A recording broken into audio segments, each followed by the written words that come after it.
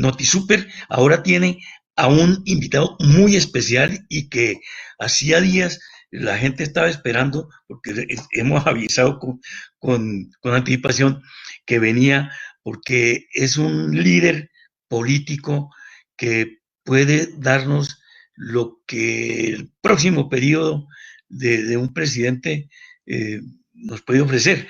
Lilia, presente a su invitado de hoy. Sí, Gabriel, pues se trata nada menos y nada más que el senador Rodrigo Lara. El senador tiene muchas noticias, muchas informaciones, pero en especial... ¿Aló? Sí, señor, lo escuchamos, senador. Perfecto, ahí lo estamos viendo, perfecto, senador. ¿Cómo le va, senador? Aló, no se oye nada en esta vaina. ¿Aló? Ahí lo estamos, ahí lo podemos apreciar. Ya te oigo, ahora ya te oigo. Hola, Okay. ¿qué tal? Hola, senador, ¿cómo le va? Muy bien. Bien, muchas gracias. Bueno, pues con muchas ganas de hablar con usted de muchos temas que nos parece interesante contarle a esta audiencia de NotiSuper, la noticia viva. El primero tiene que ver con la paz. Cumplimos hoy 4 años de la firma del famoso acuerdo que estaba pues muy a la expectativa de todo colombiano, a raíz de que pensábamos que seriamente, y a pesar de que nos tocaba 20 años más o muchos años para poder afianzar esa paz, pues teníamos muchos ánimos, pero vemos que eso no se ha cumplido. ¿Usted qué opina? Bueno, no, a ver, yo creo que el proceso de paz es la culminación normal de una victoria estratégica de las fuerzas militares. Cuando esas circunstancias ocurren, pues hay un armisticio, cesan las hostilidades, se pacta el silencio de las armas, pues porque ninguna guerra se lleva hasta la última consecuencia, hasta la muerte del último combatiente, pues en ninguna mente normal cabe una situación de esas. Y en segundo lugar, pues permitió pacificar muchas zonas del país.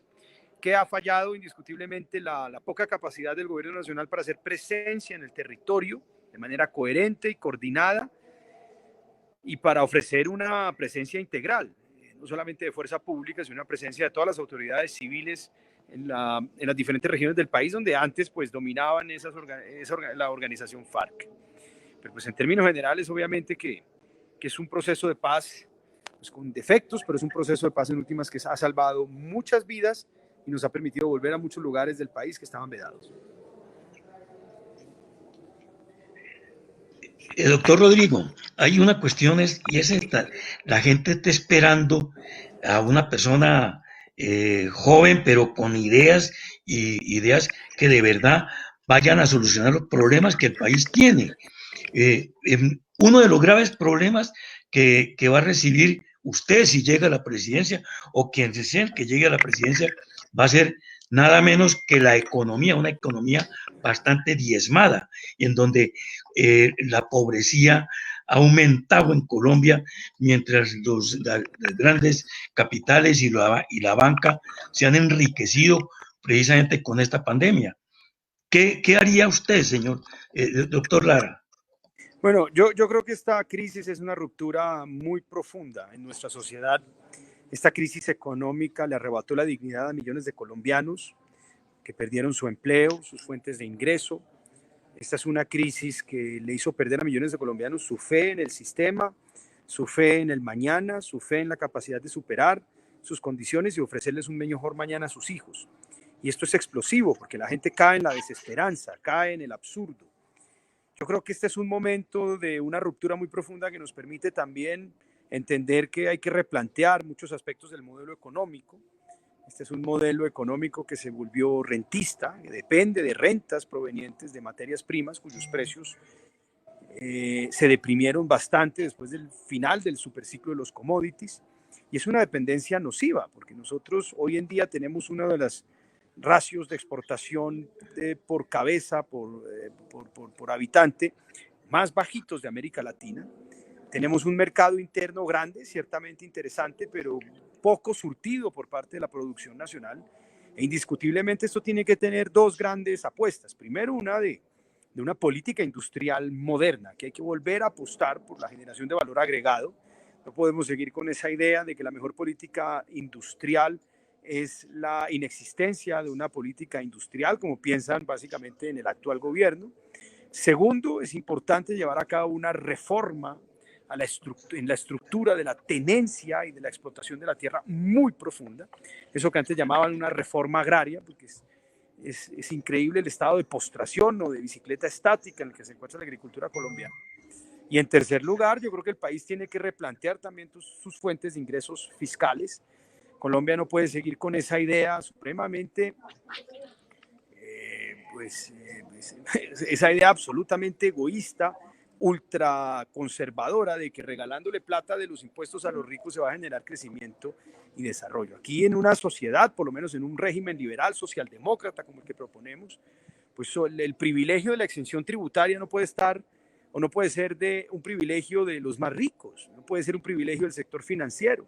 Aquí entre más ingresos se obtiene, pues más se debe pagar para lograr ofrecer políticas públicas, bienes y servicios a la población y un Estado viable.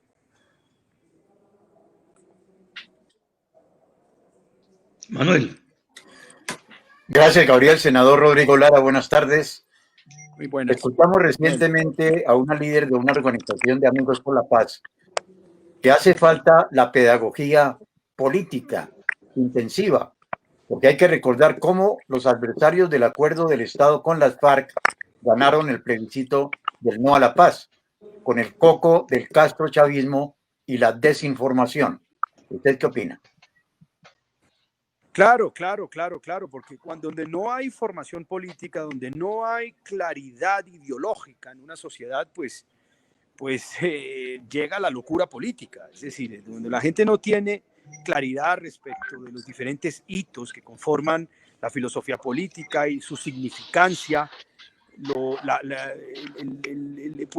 la gente cae en locuras colectivas. Incluso países como Estados Unidos, con un presidente como Donald Trump, cayó un sector grande de la población en una verdadera locura política.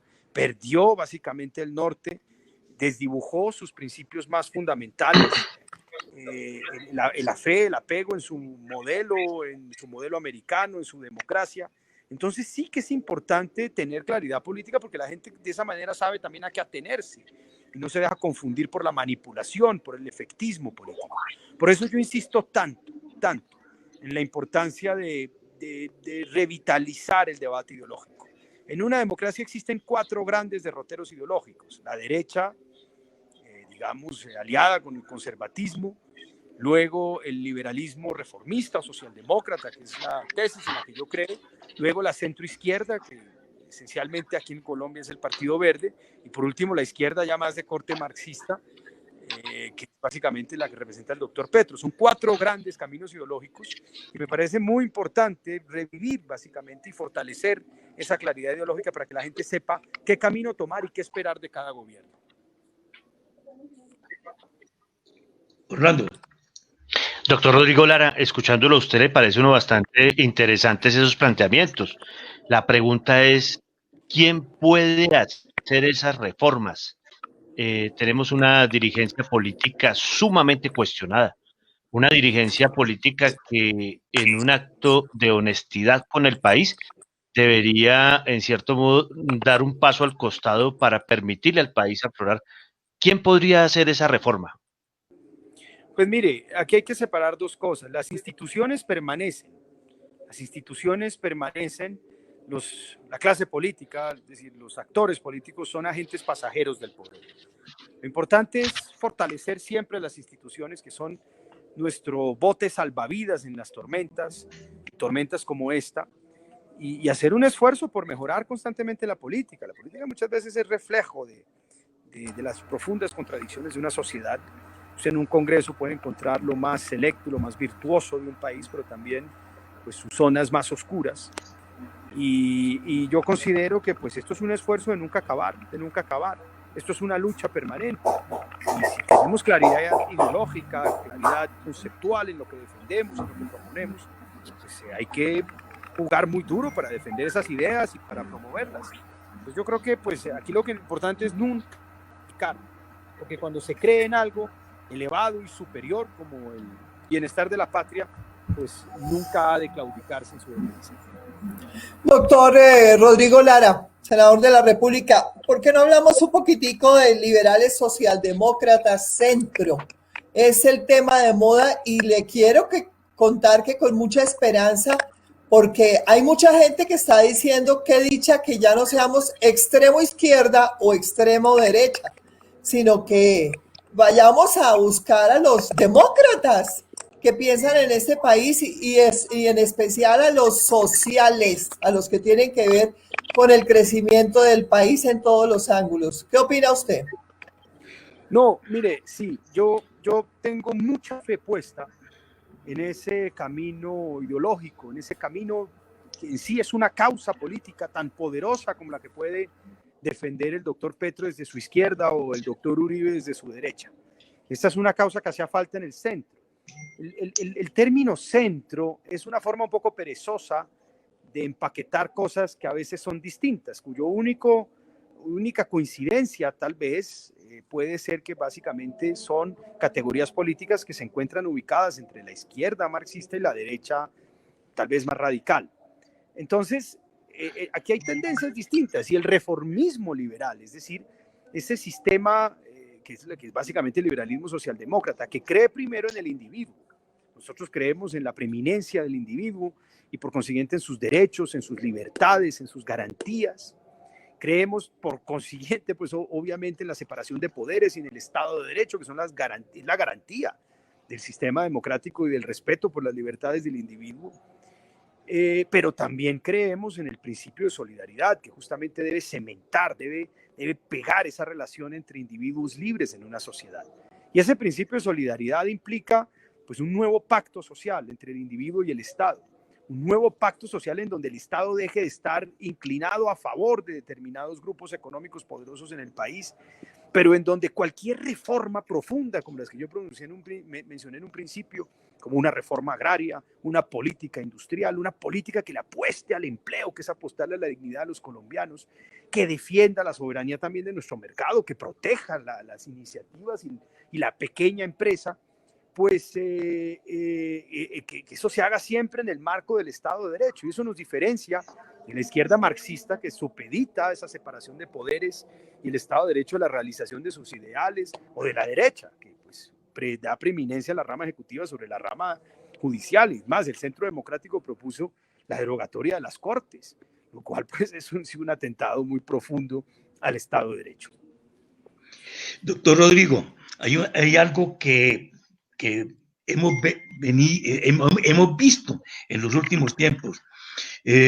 Un plebiscito que se perdió porque se asustó la gente. Una presidencia que se ganó porque asustaron también a la gente. El castrochavismo, toda esta cosa, arandelas, que se fueron inclusive a Estados Unidos a hacerle campaña a Trump con estas mismas cosas que ellos invirtieron aquí para ganarse unas elecciones. ¿Usted cómo está preparándose para evitar que el susto sea el que vaya a ganar? No, yo creo que a ellos les va a dar susto con nuestra propuesta, porque es mucho más poderosa, es moralmente más poderosa, y no lo digo por moralina, de puros e impuros, es moralmente superior porque esta es una propuesta que congrega, esta es una propuesta que une, y la historia nos demuestra que las naciones, luego de enfrentar crisis tan profundas como estas, necesitan justamente de una cohesión y de una unión básica y mínima para poder salir adelante, para poderse reencontrar, para poder sentar las bases de su futura prosperidad. Entonces, esa sola premisa es moralmente superior a la de aquellos movimientos cuya premisa es dividir y enfrentar sociedades, porque ningún cuerpo, ninguna nación, como ningún cuerpo ni organismo, pues puede prosperar enfrentado contra sí mismo. Un cuerpo, el organismo humano, cuando se enfrenta contra sí mismo, no puede defenderse de las infecciones, no puede ser armónico y entra en crisis. Cualquier cuerpo, cualquier sociedad enfrentada contra sí mismo no prospera. En este momento necesitamos prosperar. Y el estilo de gobierno de los extremos es muy parecido y por eso se alimentan a sí mismos. Consiste en dividir y en enfrentar. Entonces, pues desde la derecha, ¿qué hacen? Pues dividen a la gente en campos antagónicos usando el miedo. Es que ellos son los chavistas, todo ese sector de la población es peligroso y por consiguiente nosotros los representamos a ustedes y los vamos a defender de ellos. Y juegan obviamente con el afán de la gente de proteger su patrimonio y de proteger su integridad de su patrimonio. Entonces, pues esa es su lógica. La izquierda juega más también dividiendo y separando, pero sobre la base a veces de los odios o los mismos resentimientos o frustraciones, sobre todo en estos momentos tan críticos para millones de colombianos. ¿Y qué hace la derecha? Pues divide de día a los colombianos y por la noche pues se acuesta en punible ayuntamiento con los intereses de los 4 o 5 banqueros del país y pues la gente no se da cuenta porque está dedicada a pelear por la división que causaron estos señores. Senador, mire, hay una cosa que me preocupa mucho y es que he visto que han renunciado tantos políticos importantes de sus partidos que están uniéndose precisamente en lo que usted nos comentaba en los liberales socialdemócratas, los liberales que van a lanzar esta nueva causa política. Me preocupa es cómo se escogería un candidato único para apoyarlo, porque hay personalidades, es decir, vemos que hay gente muy importante políticamente, pero además con algo muy interesante, y es que son hombres sin tacha, y mujeres también, ¿no? Hay. Sí, sí señora, mira, pues en la política las cosas se dirimen con votos. Es tan simple como eso. Hay gente que no le gusta someterse a los votos, hay gente que prefiere usar encuestadoras, pero pues a los presidentes, a los congresistas, a los alcaldes no los eligen las encuestadoras, los eligen los votos de los colombianos. Entonces, pues lo lógico es pues ampliar esas consultas, que sean consultas muy amplias y que entren todos aquellos que compartan estos ideales socialdemócratas, sin exclusiones.